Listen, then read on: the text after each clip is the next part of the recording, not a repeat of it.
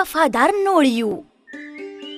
એક નાનકડા ગામમાં એક ખેડૂત તેની પત્ની અને નાનકડા દીકરા સાથે રહેતો હતો। એક દિવસ કામ પતાવીને ઘરે પાછા ફરતી વખતે તેમણે તેમની સાથે એક નાનકડું નોળિયું ઘરે લાવ્યું।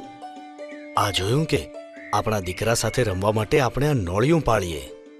એક દિવસ ખેડૂતની પત્ની બજાર જવા નીકળી। તેણે પોતાના બાળકને હિંચકામાં સુવડાવ્યો। દીકરાને નોળિયા સાથે એકલું રાખવાનું તેના એકદમ જીવ ઉપર આવ્યું હતું અને તેણે પતિને બાળક પર ધ્યાન દેવા કહ્યું। જુઓ, જરા આપણા બાળક ઉપર ધ્યાન રાખજો હે।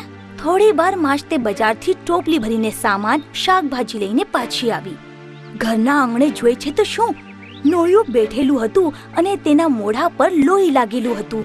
તે જોતા જ તે ભરાડી, અરે બાપ રે, લોહી! તે મારા દીકરાને મારી નાખ્યો ને!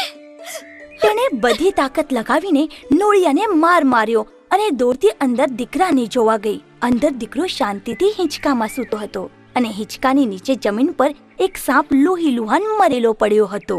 ત્યારે તેને સમજાયું કે નોળિયાએ સાપને મારીને દીકરાને બચાવ્યો હતો। તે નોળિયા પાસે દોડી, તે સાપને મારીને મારા દીકરાને બચાવ્યો।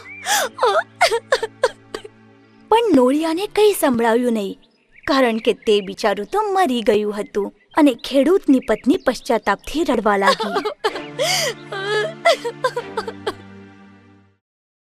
સાર, વિચાર્યા સિવાય કોઈ પણ નિર્ણય લેવો નહીં।